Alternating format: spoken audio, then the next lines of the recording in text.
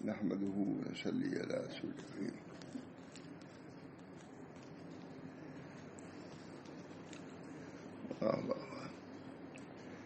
نبی اکرم صلی اللہ علیہ وسلم نصیحت فرماتے ہیں. اما بعد یا بنیہ اقبل وصیتی واحفظ مقالتی فإنک ان حفظتها تعیش سعیدا وتموت حمیدا. یہ حضور صلی اللہ علیہ وسلم. یہ صاحبزادہ موسیٰ کاظم کو حضرت جعفر صادق نے نصیحت کی. کہیں سنانے والے حضرت جعفر صادق نام تو نہیں ہوگا سب نے. حضور صلی اللہ علیہ وسلم کے بہت نبوت کے وہ خاص لوگوں میں سے ہیں جعفر صادق. صاحبزادہ موسیٰ کاظم کو حضرت جعفر صادق کی نصیحت بہت اچھی نصیحت ہے جو ہم سب لوگوں کے لیے گوش ہوش سے سننے کی ضرورت ہے. کل مجھے ان کو دیا اپنے داماد کو سب پڑھا انہوں نے تب لکھا ہوا ہے. مجھے ہم سب لوگوں کو اپنے دل کو بدلنے کی ضرورت ہے. دماغ کو صحیح دل دماغ ٹھیک ہو جائے سب ٹھیک ہے. اللہ ہمارے دلوں کو بھی ٹھیک دے کر دیں ہمارے دماغوں کو بھی ٹھیک کر دیں. ظاہر ہے کہ حضرت جعفر صادق صاحبزادہ موسیٰ کاظم کو نام آتا ہے شیعوں میں تو بہت زیادہ اس کا نام نکال آتا ہے لیکن ان کی نصیحت سے سنیے.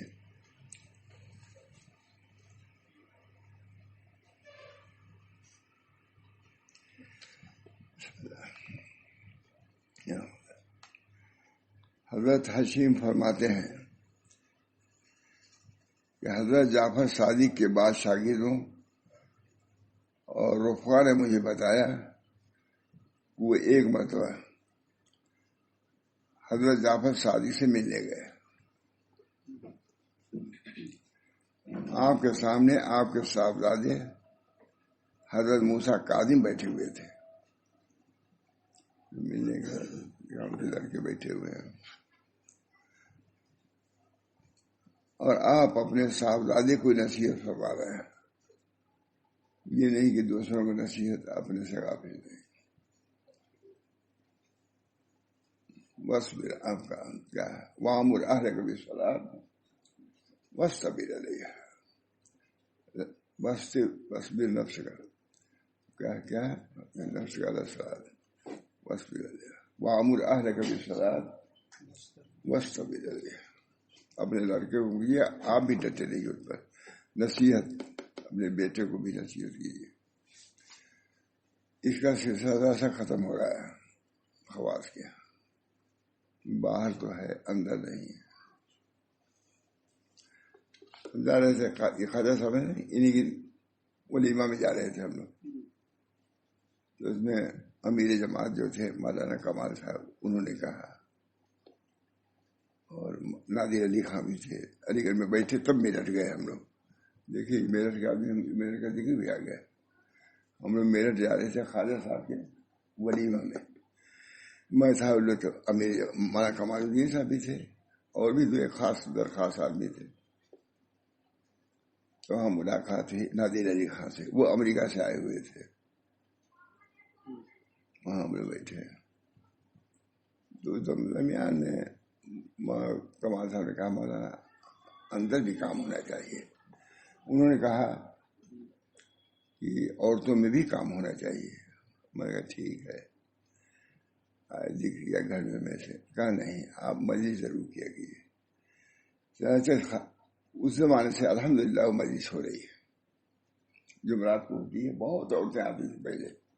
اب میں چونکہ یہاں آ گیا تب محبوب نہ آتی ہوں زیادہ لیکن ہے سلسلہ جاری. وہ ایسا سلسلہ ہوا محمد احمد صاحب وغیرہ بھی بیٹھتے تھے. جو آتا تھا ویسا تھا. جماعت کے بہت آدمی بڑے تھے.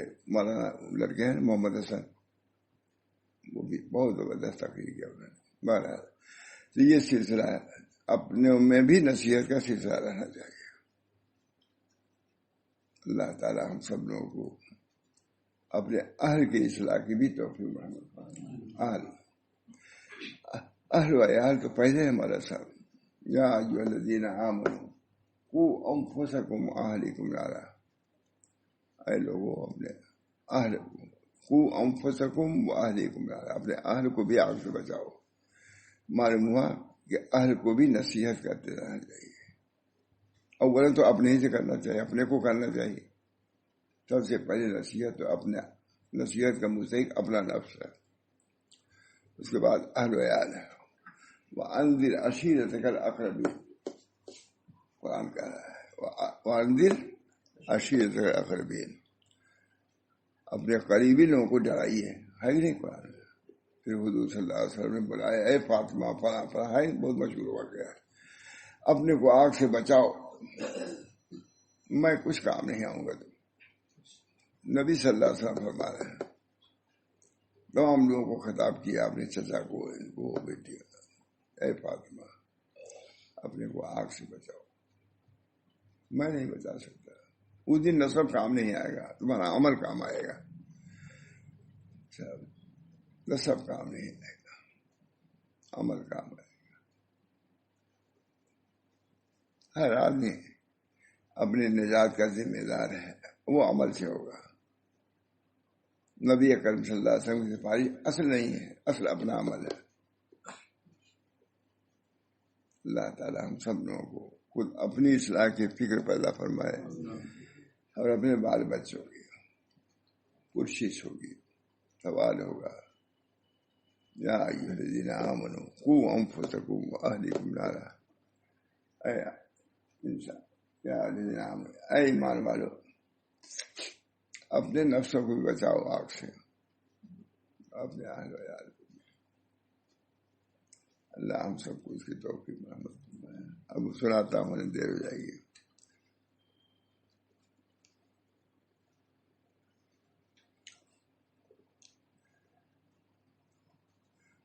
ہے کیا خیر، حضرت فرماتے ہیں، فلاں صاحب فرماتے ہیں کہ حضرت جعفر صادق کے بعض شاگردوں اور رفقا نے مجھے بتایا کہ وہ ایک مرتبہ حضرت جعفر صادق سے ملنے گئے۔ آپ کے سامنے آپ کے صاحبزادے حضرت موسیٰ کاظم بیٹھے ہوئے تھے، ان کو بہت ملتے ہیں، ایک جماعت جو ہمارے خلاف ہے، بہت مانتے ہیں، نصیحت سنیے، اور آپ اپنے صاحبزادے کو یہ نصیحت فرماتے تھے، یا بنیا، اے میرے لڑکے، اقبل وصیتی واحفظ مقالتی فإنک ان حفظتها تعیش سعیدا وتموت حمیدا، اے میرے بیٹے میری وصیت کو قبول کرو، اور میرے مقالے کو، میری بات کو محفوظ رکھو، اس وجہ سے اگر تم نے اس کو محفوظ رکھا تو سعید بن کر کے زندگی گزارو گے، اور حمید بن کر کے مرو گے، دنیا میں سعادت حاصل ہوگی، مرنے کے بعد تمہاری حمد کی جائے گی، تعریف کی جائے گی۔ یہ نصیحت کبھی بڑی نصیحت اللہ تعالیٰ۔ یا بنیا،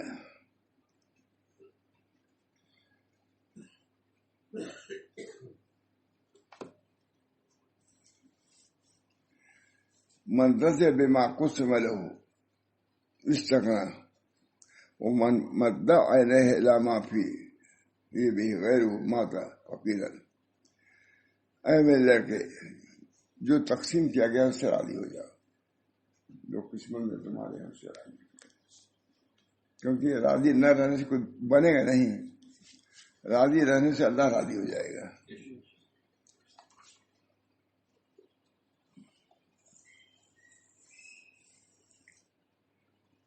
من استغفر ذلت نفسه استعظم ذلت غیره ومن استغرق ذلت غیره استعظم ذلت نفسه۔ کہتے دوسری بات، جو شخص صغیر سمجھے گا اپنے نفس کی ذلت کو، تو کبیر سمجھے گا دوسروں کی ذلت کو، اپنی جو کوئی وہی لغزش، اور اس کو کچھ نہیں سمجھتا، تو اب دوسروں کی لغزش کو زیادہ سمجھے گا کہ وہ فلاں آدمی خود مبتلا ہو گیا، مطلب اپنی اصلاح کی جب فکر نہیں ہوئی تو دوسرے کی اصلاح کی بڑی فکر ہو جاتی ہے، اپنی اصلاح۔ اس کا ترجمہ ہی سناتا ہوں میں، ترجمہ یہ بہت عمدہ ترجمہ ہے، لیکن ترجمہ اس وقت کرنا مناسب نہیں مانتا۔ اب نصائح کا ترجمہ ملاحظہ فرمائیے، یعنی اے میرے پیارے بیٹے، میری وصیت و نصیحت یاد کر اور اس پر عمل کر، اس سے تیری زندگی بھی سعادت مند اور قابل رشک ہوگی اور موت بھی قابل صد تعریف ہوگی۔ ترجمہ ٹھیک ہونا؟ اب کیا کرا ترجمہ ہے تو اب میں کیوں کروں؟ یعنی اے میرے پیارے بیٹے، میری نصیحت یاد کر اور اس پر عمل کر، اس سے تیری زندگی بھی سعادت مند اور قابل رشک ہوگی اور موت بھی قابل تعریف ہوگی۔ کہتا ہے اچھا آدمی، کہتا ہے ہر آدمی کہتا ہے کہ اچھا آدمی ختم ہو، اچھا آدمی تھا، ادھر کہی دیتا اچھے آدمی کو۔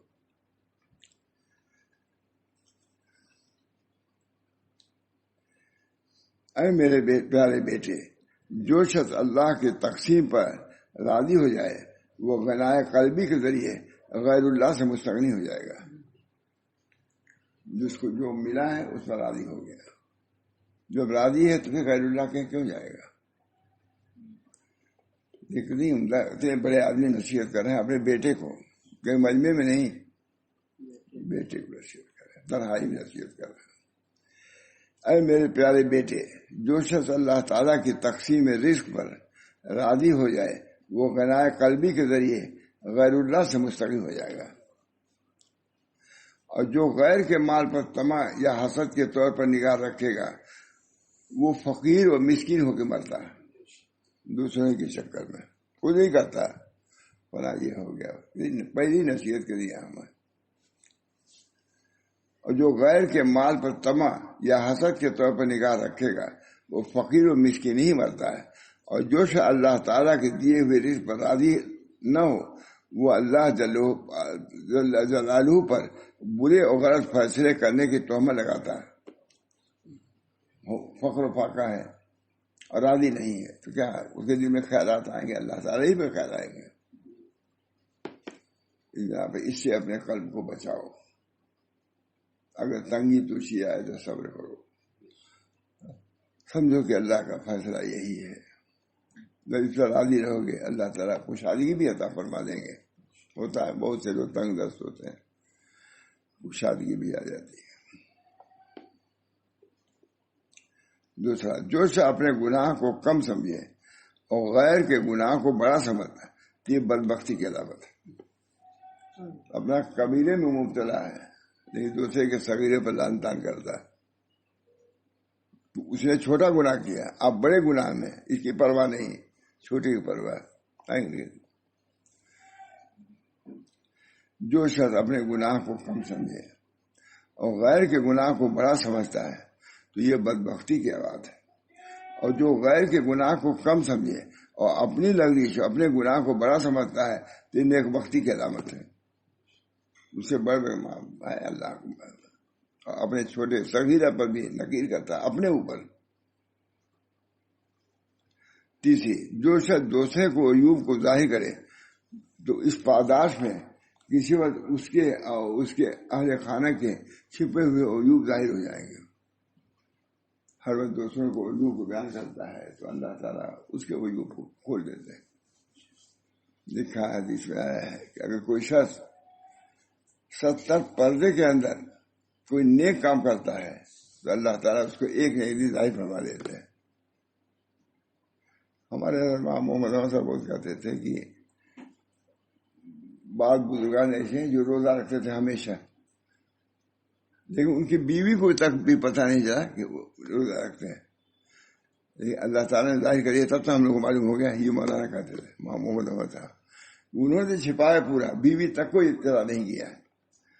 یہاں تک لکھا ہوا وہ صاحب اللہ تعالیٰ کہ بعض بزرگان دین ایسے ہیں کہ رات بھر روئے، بیوی وہیں تک ہی سوئی ہوئی ہے، اس کو پتہ نہیں چلا کہ ہم اللہ کے خوف سے رو رہے ہیں۔ لکھا روایت ہو رہا ہے۔ اخفا، پوشیدہ رکھنا، اللہ جانتا ہے، اللہ کے جاننے کو کافی سمجھا، بیوی جانے بیٹا جانے یہ نہ جانے، اپنا معاملہ تو اللہ سے درست کرنا ہے۔ اللہ ہم سب کو توفیق دے۔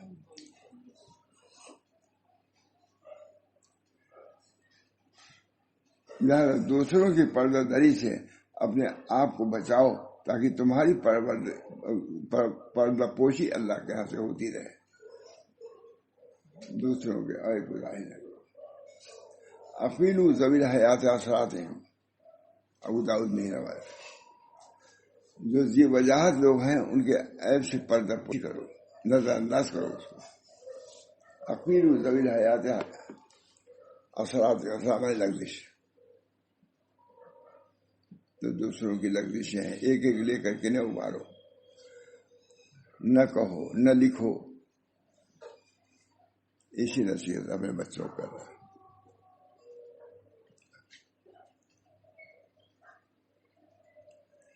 جو شخص شر و فساد کی تلوار نیام سے باہر نکالتا ہے، یعنی فساد برپا کرنے کے لیے تلوار نکالتا ہے، تو وہ خود اس تلوار سے قتل ہو جاتا ہے. چاہ کندرا چاہ درپیش، جو کنواں کھودتا ہے اس میں خود گر کے مر جاتا ہے. نہیں سمجھتے دوسروں کے لیے کتنی سازش ہوتی ہے، اس کو نقصان، اس سے زیادہ اس کو نقصان پہنچ جاتا ہے. جو شاید دوسروں کی ہلاکت کے لیے گڑھا کھودے گا تو وہ خود اس میں گر کر مر جائے، تباہ ہو جائے گا. اسی لیے چاہ درپیش کا مقولہ مشہور ہے، میں نے پہلی بیان پڑھ لیا. جو کنواں کھودتا ہے اس کے سامنے کنواں خود اس میں مر جاتا ہے، یعنی کنواں کھودنے والا خود اس کنویں میں گر کر ہلاک ہو رہا ہے. جو بیوقوفوں اور بے دینوں کے ساتھ رہتا ہے وہ حقیر و ذلیل ہو جاتا ہے. تب اس بتائے اس کے دوست آوارہ لوگ ہیں. اور جو علماء اور اولیاء کی صحبت میں رہتا ہے وہ معزز و محترم سمجھا جاتا ہے. لہذا نیک لوگوں کی صحبت اختیار کرو. جو شخص بری اور ناپسندیدہ جگہوں میں جاتا ہے وہ متہم ہوتا ہے، یعنی لوگ اسے بھی برا سمجھتے ہیں. لہذا بری صحبت سے بچتے رہو بیٹا.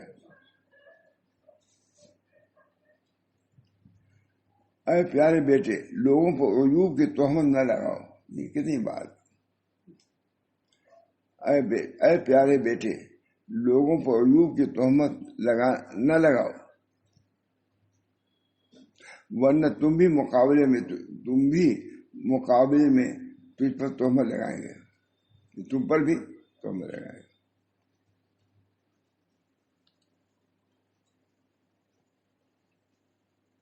ورنہ وہ بھی مقابلے میں تجھ پر تہمت لگائیں گے.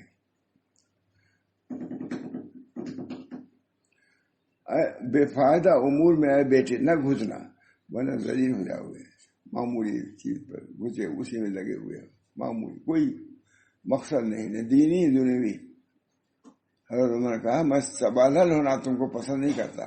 سبالل کا لفظ مشکل لفظ ہے لیکن ہے حضرت عمر کا لفظ.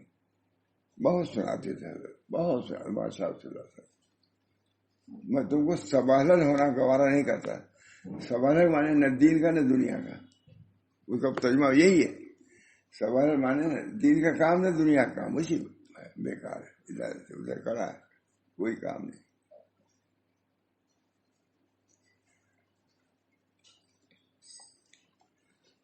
بے فائدہ امور میں نہ گھسا کرو ورنہ ذلیل ہو جاؤ گے. حدیث کیا ہے؟ من حسن اسلام المرء ترک ما لا یعنی. آدمی کے حسن اسلام سے یہ بات ہے کہ لایانی باتوں کو ترک کرنا اسلام کے حسن خوبی. فرماتے ہیں، فرمایا لایانی باتوں کو ترک کرنا اسلام کے حسن خوبی کی بات ہے. من حسن اسلام المرء ترک ما لا یعنی. اللہ تعالیٰ سے بڑے آدمی اپنے بیٹے کو نصیحت کر رہا، یہ نہیں کہ تم بیٹھے نبوت کے جو چاہ کرو.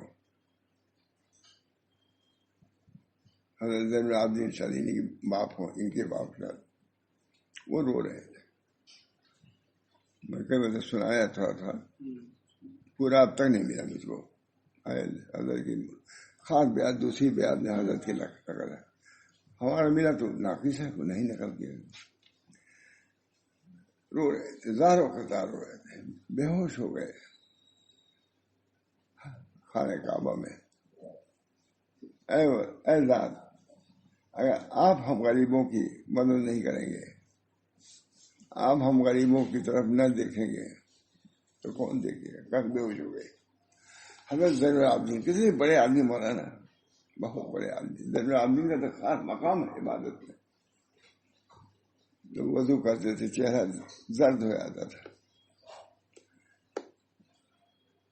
فرمایا کہ آپ کا چہرہ کیوں زرد ہو جاتا ہے وضو کرتے ہوئے؟ کہا نہیں جانتے ہم کس کے سامنے جا رہے ہیں، کس کے سامنے کھڑے ہونے جا رہے ہیں نماز کے لیے. مشی نماز. الوضو انقطاع الخلق، یاد کر لیجیے. الوضو الانقطاع الخلق، الصلاۃ اتصال بالحق. وضو مخلوق سے الگ ہو جانے کا نام ہے، اور نماز خدا سے جڑ جانے کا نام ہے. عربی عبارت ہے. الوضو الانقطاع عن الخلق والاتصال والصلاۃ الاتصال بالحق. خلق و حق دونوں کو جوڑ، دونوں کا جوڑ یہاں بھی آتے ہیں. طریق کا حاصل یہ ہے کہ شفقت علی الخلق ہو اور محبت اللہ ہو. رجوع علی الحق، وہاں خلق ہے تو یہاں حق ہے. اللہ سے جڑنا اور مخلوق پر شفقت کرنا، یہ تصوف کی بنیاد ہے. حقوق اللہ کو ادا کرنا اور حقوق عباد کو ادا کرنا، یہ تصوف کی بنیاد اسی پر ہے. یہ نہیں کہ آپ بولے پڑھنے لگے، بیوی گر گئی پڑ گئی کچھ پرواہ نہیں. اس کا بھی ایک حضرت ماتھان میں وہ سنت پڑھ رہے تھے ظہر کی. کسی نے کہا کہ باجی سیڑھی سے گر گئی، ماتھانوی کے پاس باجی سے. حضرت تھانوی وہ سنت توڑ کے چلے گئے. ہمارے حضرت فرماتے تھے کہ اگر کوئی دوسرا پیر ہوتا تو مریدین کے سامنے کبھی نماز نہ توڑتا، کیونکہ اس کو. لیکن حضرت نے یہ سمجھا کہ وہ میری بیوی ہے، کوئی اس کا وہاں مشہور تو نہیں اور کوئی لڑکیوں کے بھی نہیں تھے. وہ میری خدمت کی محتاج ہے، لیکن اللہ میری طاعت کا محتاج نہیں ہے. اور یہ سنت کیا ان کا کبھی گا. ہم نہیں جاتے ہیں تو ہاتھ ٹوٹا پر کیا حالت ہے، ہم کو کون ڈاکٹر کے لے جانا. یہ بھی حضرت فرماتے دوسرا پیر ہوتا ہے تکبر کی وجہ سے کبھی توڑتا نہیں نماز. یہ لوگ کیا کہیں گے، پیر مرید کیا کہیں گے. حضرات کو کوئی پرواہ نہیں، کوئی پرواہ نہیں. یہ شرح حضرت شاہ صلی اللہ علیہ وسلم کیا ہے، سمجھا انہوں نے. تمام مریدین موجود تھے، اس میں توڑ کے چلے گئے. دوسرا پیر جو ریاکار ہوتا کبھی نہیں توڑتا. لیکن انہوں نے سمجھا کہ ہم ان کو دیکھیں، ان کے اعتقاد کو دیکھیں کہ اپنی بیوی کی خدمت کو دیکھیں. یہ طریق سمجھنے والے ہی کر سکتے ہیں. لکھا حضرت جنید نے کہ مومن دل میں 70 مرتبہ شاید نہیں سمجھ اگلتا بدلتا رہتا ہے. جہاں وہ کام دیکھتا ہے اہم، اس کو اختیار کرتا ہے، غیر اہم کو چھوڑ دیتا ہے. اشراق تک ہے، معلوم ہے کوئی گرا ہوا ہے یہاں، تو اب اشراق پڑھیں گے کہ اس کے یہاں جائیں گے. فوراً چھوڑ دے گا مومن کی نہیں، اشراق تو وہ سنت ہے اور وہ اس کی مدد کرنا واجب ہے، فرض ہے. کنواں میں گر رہا ہے آدمی، ٹکرا گیا ہے، ہاتھ پیر ٹوٹا ہوا ہے. یہی ہے مسئلہ. جب آتے ہیں تو ایسا آتے ہیں کہ بالکل اس میں بھی افراد، اور نہیں آتے تو کچھ نہیں. دین کو سمجھنا، اس کے اعتدال کو سمجھنا. امتن وسطن، یہ امت جو وسط ہے، درمیانی ہے. حقوق اللہ کو بھی ادا کرتی ہے، حقوق العباد کو بھی ادا کرتی ہے. جہاں جیسا موقع ہوا ویسے کرتی ہے. امت وسط، پوری امت اوسط ہے. کوئی چیز لازم نہیں ہے، صرف فرض کے بغیر لازم نہیں. کچھ قیام بھی لازم نہیں ہے، فرض ہے قیام نے، لیکن مجھ کو فرض نہیں ہے بیٹھ کے پڑھتا. فرض ہے لیکن عذر ہے، کوئی وجہ ہے، وہ چھوڑ سکتا، چھوڑتا ہے. اللہ تعالیٰ دین کو سمجھے. وسطن، کوئی چیز بھی ہو ایسی چیز نہیں ہونی چاہیے جو حد سے تجاوز کر جائے. ایک چیز واجب نہیں، آپ واجب کرتے ہیں، کیسے کرتے ہیں؟ سب سے میں نے کہا کہ واجب فرض کہنا یہ اللہ کا کام ہے، یہ تشریح ہے، جس طرح تشریح نبی کی ذمہ داری ہے، تدریج بھی نبی کر سکتا ہے، درجات کو قائم کرنا۔ عشاء کی نماز سنت ہی رہے گی، نبی نے کہہ دیا سنت ہی رہے گی، اس کو فرض کا درجہ آپ نہیں دے سکتے، آپ کو اختیار نہیں، اب نبی کو بھی اختیار نہیں، کیونکہ اب تو ختم ہو گیا، سب جو کر کے گئے وہی رہنا ہے۔ سنت فرض اس کا ایک درجہ ہے۔ عید کے دن نہ سنت پڑھو، عشاء نہ پڑھو، وہی کرنا ہے۔ آپ کہیں نہیں آج ضرور پڑھوں گا، اس نماز پڑھنے پہ آپ کو گناہ ہوگا کہ نہیں؟ شریعت کو سمجھنا آسان نہیں ہے، بہت ایک مزاج بنتا ہے، شریعت کا مزاج بنتا ہے۔ اللہ تعالی ہم سب لوگوں کو اپنی شریعت کو سمجھنے کی توفیق دے۔ حضرت زین العابدین رو رہے تھے، اسمعی گئے شاعر، دیکھا کہ ہمارے صاحبزادے ہی موجود ہیں، یہ تڑپ رہے ہیں، اے اللہ تو نہیں بخشے گا ہم کو تو کون بخشے گا؟ ہم پوری امید لگا کے آئے ہیں کہ بخش دیجیے گا۔ ایسا روئے، میں امید ہی نہیں رہا، مجھے نہیں سناتا، سب لوگ رو رہے۔ حضرت یہ واقعہ سناتے تھے مجلس میں، حضرت یونس علیہ السلام کا بھی سناتے تھے، کبھی میں سناتا تھا یونس علیہ السلام، پوری مجلس عجیب و غریب۔ اے اللہ آپ ہماری گناہوں کو معاف نہیں کریں گے تو اور کون کرے گا؟ ہم آپ سے امید لگائے ہوئے ہیں، اور کہا کہ روتے تھے، بے ہوش ہو گئے، دوزخ سے کون بچائے گا ہم کو؟ اس میں نے کہا کہ آپ صاحبزادے ہیں رسول اللہ صلی اللہ علیہ وسلم، اتنی بےقراری کیوں؟ کہا ہٹو، ہمارے رب کے درمیان میں حائل نہ ہو، ہٹ جا تم، ہمارے رب کے درمیان حائل نہ ہو۔ کہا آپ سمجھیے تو آپ کس خاندان کے ہیں؟ کہا خاندان وہ ہے کہ اللہ فرماتا ہے اللہ انصاب بینہم، ان میں کوئی نسب کا کوئی اعتبار نہیں ہوگا، عمل لے آؤ، نظم نہیں آیا، چپ ہوئے تھا۔ اس میں اللہ تعالیٰ نے مہاراج اللہ تعالیٰ اپنے فضل و کرم سے صحیح طور سے دین سمجھو گے تب تو عمل کرو گے، ورنہ ادھر کو ادھر کرتے رہو گے۔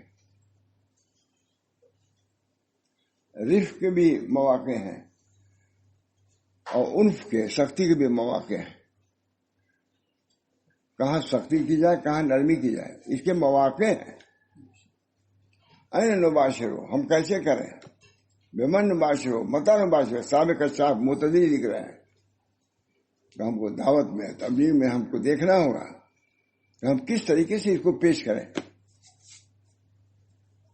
میں گیا تھا دفعہ پرانوں کا جوڑ تھا کانپور میں، مولانا سعید احمد کا نام سنا ہوگا آپ نے، بہت بڑے آدمی، بہت ان کا تقریر کیا، بالکل کیا بتاؤں، بہت تقریر اچھی۔ میں گیا ایک دفعہ مرکز میں تو کئی قسم کا دودھ پلایا، ایک ایک پیالی، کہا اس میں وہ شہد ڈالا ہے، وہ شہد ہے۔ اچھا پھر بیٹھے پھر پیالی بات، مطلب یہ پی لیجیے، اس میں یہ شہد ہم نے ملایا ہے، 3-4 پیالی مجھ کو پلایا دودھ، میں اتنا خوش ہوئے، وہی کہا انہوں نے دل میں، سوچو ہم کو اس وقت کیا کرنا ہے۔ ایک ناچ ہو رہا تھا، ایک صاحب گئے، بندر کا ناچ نچا رہا تھا، صاحب گئے اس کو ڈانٹا، نالائق یہ سب کام کر رہے تھے، کھائیں کہاں سے ہم؟ بڑا نہیں مانا، ایک دوسرے شخص کو بھیجا، جا تم دیکھو ناچ کر رہا ہے، سمجھاؤ اس کو۔ گئے ناچ دیکھا اور کہا بھیا یہ کیا کر رہے ہو، یہ حرام ہے، دوسری طریقے سے روزی، اتنا روپیہ لو اب کاروبار شروع کر دو، ٹھیک ہو گیا۔ وہ یہ خود مولانا نے بیان کیا اسے،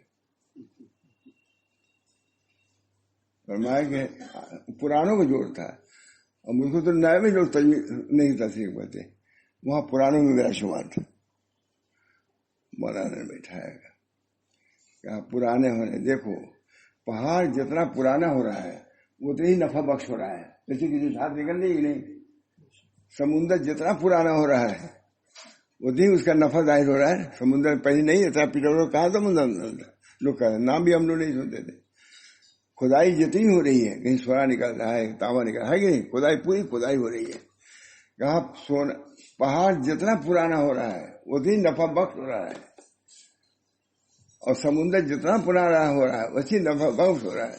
ऐ तभी तुम जितने पुराने होते ही तुमको नफा बख्श होना चाहिए, तब काम होगा। ये भी कहा उन्होंने कि आ करके अपना रिजर्वेशन वगैरह इन लोगों से न कराया कीजिए, आपकी जिम्मेदारी है। आप हाकिम बन के यहाँ नहीं आए हैं, आप खुद जाइए। अब जैसे ताल्लुकात, लेकिन कहा उन्होंने बहुत, मैं गया था उनके मदीना मुनव्वरा में, उसी के बाद खत्म भी हो गया वो। इतना मैं लकड़ी का वो था जो हुजूर सल्लल्लाहु अलैहि वसल्लम लकड़ी का बर्तन नहीं, उसी में पिलाया हमको, कंकड़ियों बैठाया हमको। हमने उसको तख्त शाही समझा, कंकड़ी नबी सल्लल्लाहु अलैहि वसल्लम कंकड़ियों में बैठ गए, लकड़ी के बर्तन में पानी पीते थे। क्या क्या कहा, अल्लाह का शुक्र है। हमारे सही लड़का है, उनका भी सही नाम लिए लिए फिरते थे, जहां जाते थे उसको लेके जाते थे सईद को। अल्लाह ताला इन बुजुर्गों को जिंदा रखे, फातुर की हो गई, लेकिन और भी तो बहुत से हैं, अल्लाह सबको जिंदा रखे, सही तौर से काम करने की हम सबको तौफीक बनाए। भाई हमारे अंदर भी कोई कमी हर वक्त आप लोग रहते हैं, हमको बता दीजिए, कोई हमको नागवारी नहीं होगी। हम चाहते हैं कि हमारी भी इस्लाह हो जाए, ताकि अल्लाह ताला के हम भी सुरखरू हों।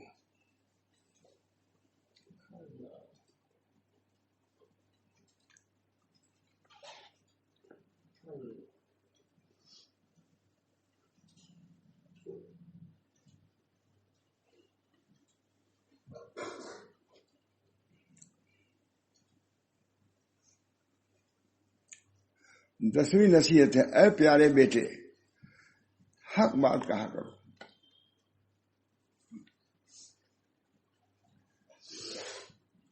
हाँ वह दुनियावी लिहाज से तेरे लिए मुफीद हो या गैर मुफीद, जो हक बातों का।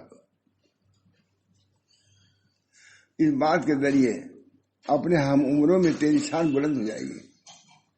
ये नहीं कि नागवारी होगी, आर्जी तौर से होगी, भाई ये मत करो, समझा दो, ये मुफीद नहीं है, ये भी कहीं उम्दा बात मिल जाए। इस बात के जरिए अपने हम उम्रों में तेरी शान बुलंद हो जाएगी, हक बात कहोगे। गाने में अरे मेरे प्यारे बेटे कुरान करीम की तिलावत कसरत से किया करो, क्योंकि ये बहुत ही बाबरकत काम है। सारे अल्फाज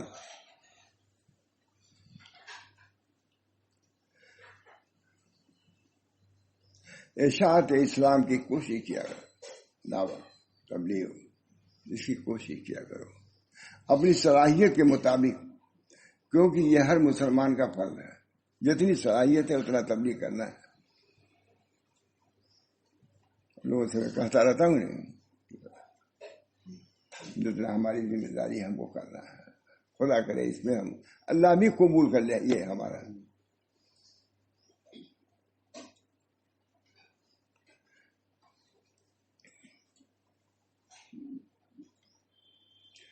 तेरहवीं बात अमर बिल मारूफ, अमर बिल मारूफ और नहीं मुनकर किया कर, यानी लोगों को नेक काम करने और बुरे काम के छोड़ने की तबलीग किया कर, क्योंकि ये बहुत जरूरी है।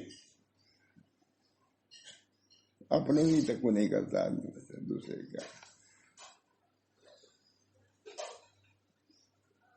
मामूर अहले कभी सलात बस तब्दील, अपने बच्चों को नमाज का हुक्म करो।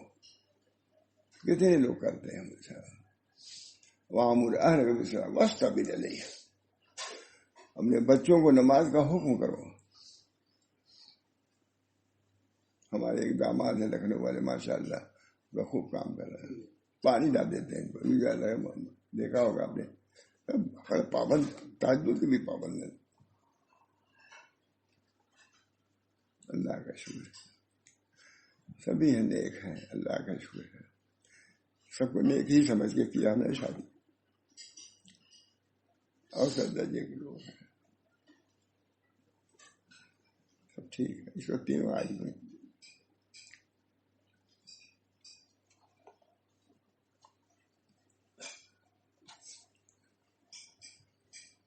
امر بالمعروف نہیں منکر کیا کر، یعنی لوگوں کو نیک کام کرنے اور برے کام چھوڑنے کی تبلیغ کیا کر، کیونکہ تبلیغ بہت ضروری ہے۔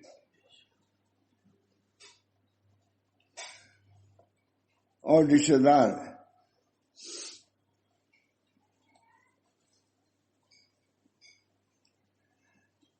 اور جو رشتے دار جھگڑا کر کے یا کسی وجہ سے رشتہ توڑ دے تو محبت و احسان سے رشتے کو جوڑنے کی کوشش کیا کر۔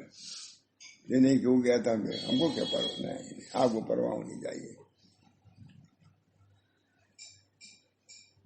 میں بیٹھا ہوا تھا، ہمارا گورکھپور ہمارا وہاں عبید اللہ صاحب بلیابی، تو وہ خاص تھے، انہیں کمرے میں ہم رہتے ہی تھے، جو مسجد ہی تھے، وہ تو نماز وہیں اسی کمرے ہی میں پڑھتے تھے، نماز اتنا ہو جاتی تھی، وہ تو اب بنی ہے نہیں، اسی میں کھانا پینا رہنا۔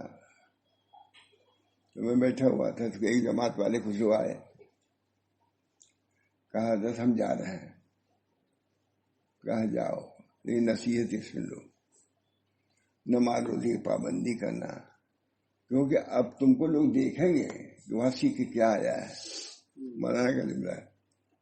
اور دوسری بات یہ کہا کہ اپنے اعزا سے نیک معاملہ کرنا، صحیح سل من، مجھے خود اسی سے سنے یاد ہے، سل من قطع کا، ان لوگوں سے رشتہ جوڑو جو وہ کاٹ رہے ہیں رشتہ۔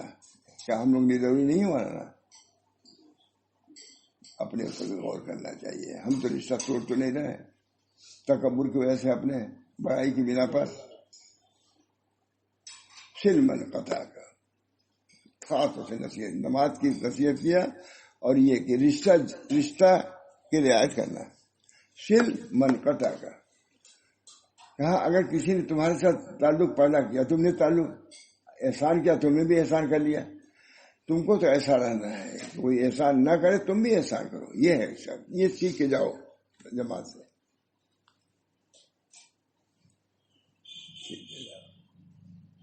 اللہ تعالیٰ ہم کو جزائے خیر دے، بہت یہاں بھی آئے تھے جب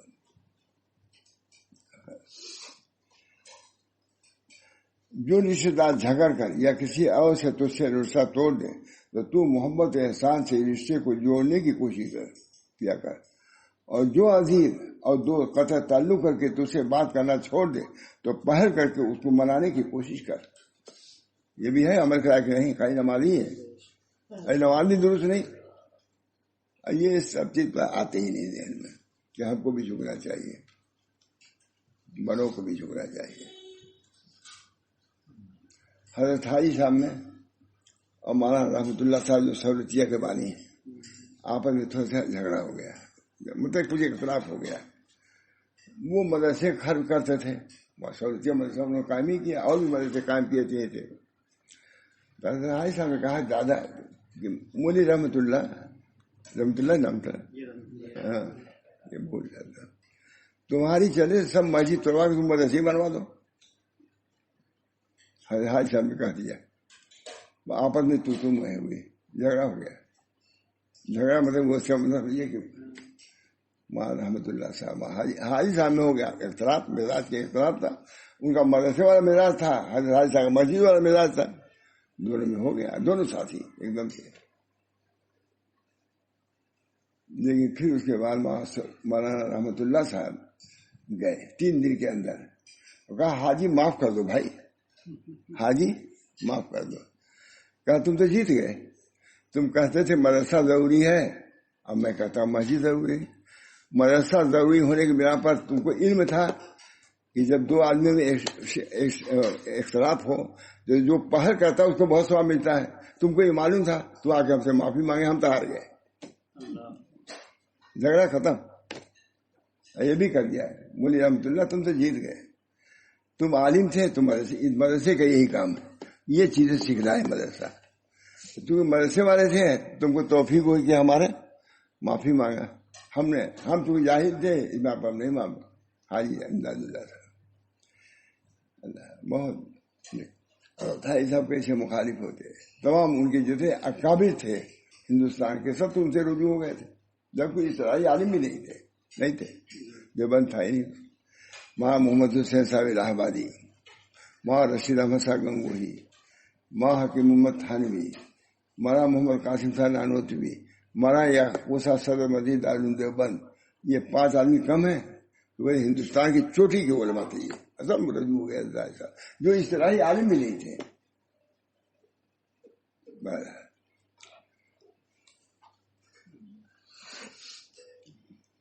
میں حدیث سلمن قطع کا وہ خود انہوں نے لکھا، غالباً یا میں نے لکھا، جو سب تجھ سے کچھ مانگے تو حسب استطاعت اسے کچھ دے دیا کرو. مانگنے کے بعد حق ہوتا ہے، سوال سے اس کی ادائیگی واجب ہو جاتی ہے. کچھ دے دو، کچھ ہی دے دو. چغلی یعنی ایک شخص کی بات دوسرے شخص تک شرارت کی نیت سے پہنچانے کی بری خصلت ہے، نہ کریے لوگ. چغلی مثلا نمیمہ اس کو کہتے ہیں عربی میں. نقل الکلام الی غیر علی وجہ افساد، یہ ہے قاموس میں یہ لکھا ہوا ہے.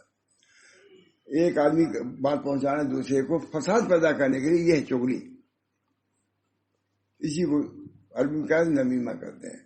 جو کرنے والا ہے اس کو نمام کہا جاتا ہے. لہذا اسے بچا کر، کیونکہ اس چغلی سے دلوں میں افتراق اور بغض پیدا ہوتا ہے جو ناجائز ہے. تم جوڑنے کے لیے آئے ہو، توڑنے کے لیے نہیں آیا، جوڑ کے لیے تم آئے ہو. تو برائے وصل قدر آمدی نہ برائے فصل قدر آمدی. جس سے معلوم قسمت آ جانتے ہیں.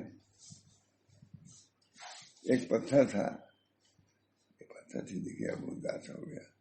موسیٰ علیہ السلام جب کلام کرنے جاتے تھے تو ایک بڑھیا ہی کہیے، بڑھیا میری منہ کہہ رہی تھی، اے اللہ ہم یہ ہیں آپ نہیں بخشیں گے.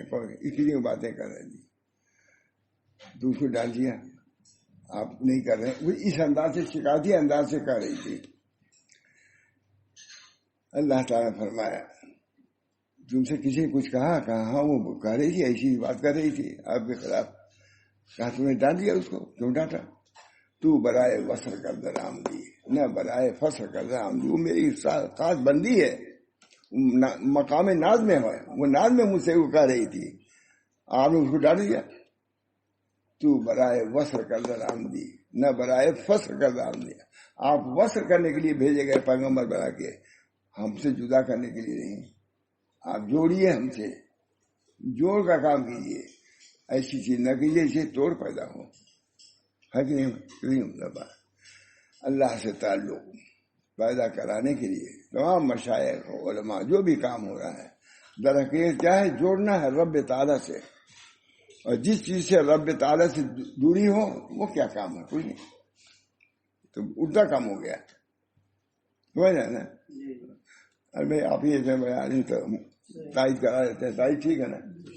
اللہ سے تو برائے وصل کرنا. وصل کے لیے تم آئے ہو، فصل کے لیے نہیں آئے ہو. موسیٰ علیہ السلام کو اللہ نے دیا. 17 لوگوں کو عیوب کے در پہ نہ ہوا کر، کیونکہ یہ کام اپنے آپ کو زبانوں کا نشانہ بنانے کے مترادف ہے. یہ لوگ تمہارے عیوب کا چرچا کریں گے. ٹھیک ہے؟ تم دوسرے کو عیوب کو بیان کرو گے، تمہارے عیوب دوسرے لوگ بیان کریں گے. 18 اے پیارے بیٹے، جب کسی سے کچھ مانگنا ہو تو معدن جود یعنی شریف النفس انسان سے مانگ، کیونکہ جود و سخاوت کے اپنے معدن یعنی مرکز ہوتے ہیں، اور معدن کے اصول ہوتے ہیں، اور اصول کے اور فروع سے پھل ہوتے ہیں، اور پھل کا شیریں ہونا اصل کا مرہون منت ہوتا ہے، اور اصل کا ثابت و محکم ہونا پاکیزہ معدن یعنی پاکیزہ نسب موقوف ہے. کہتے ہیں اگر مانگنا ہو تو ایسے کمی آدمی سے مانگو، وہ تم کو ذلیل کر دے گا. سوال ذل حدیث ہے، سوال ذلت ہے. لیکن یہ ہے کہ بس یہ بھی ایک لکھا ہے، یہ بھی حدیث ہے. بس صالحین، اگر سوال ہی کرنا ہے تو صالحین سوال کرو، کیونکہ اگر دینا ہوگا تو دے دے گا، کہے بھی نہیں گی، اور نہ دینا ہوگا تو اچھی طرح عذر کرے گا، ڈانٹے گا نہیں. لکھا ہوا ہے سب حدیث ہے. کیا؟ ہاں بس حدیث صالح. جیسے امام احمد بن حنبل کے بعد بھی لگی رہتی تھی مانگنے والوں کی.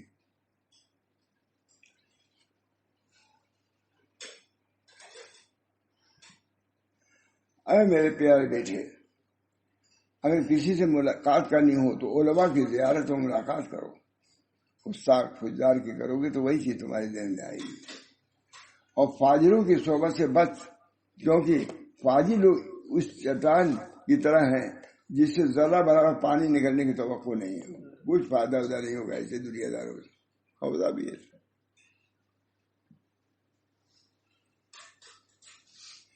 اور یہ خشک درخت کی طرح ہے جس کے پتے کبھی سرسبز نہیں ہوتے. ایسے لوگ تم کو دیں گے کچھ نہیں. صالحین سے سوال کرو، سمجھ بوجھ کے سوال کرو. اور اس زمین کی طرح ہے جس پر کبھی گھاس نہیں ہوتی.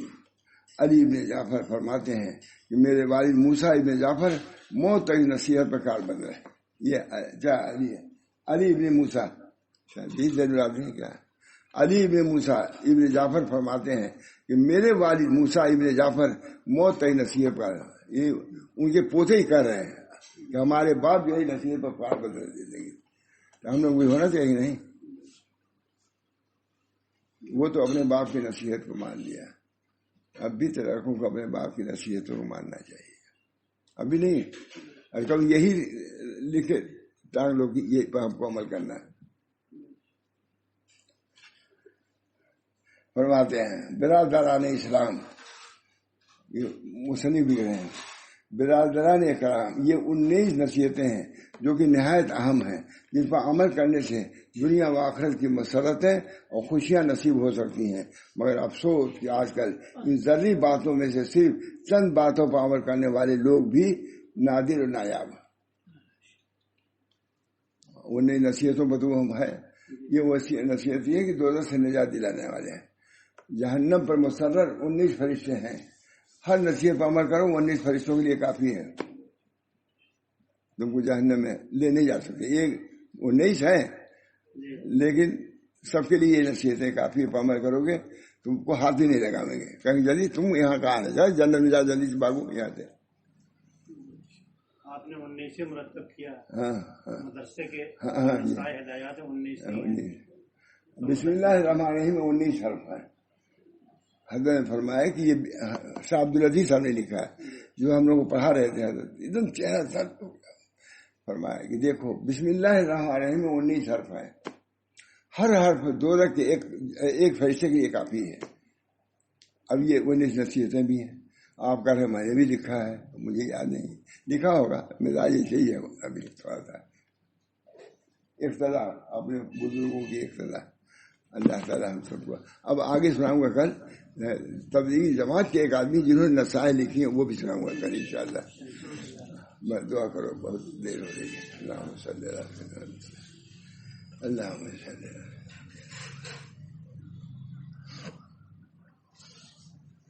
وسلم.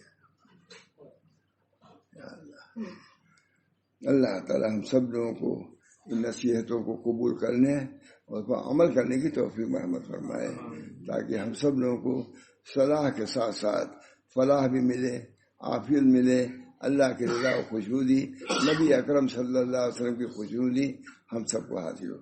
ربنا تقبل منا انک انت السمیع العلیم برحمتک یا ارحم الراحمین بحرمت سیدنا نبی کریم صلی اللہ علیہ وسلم.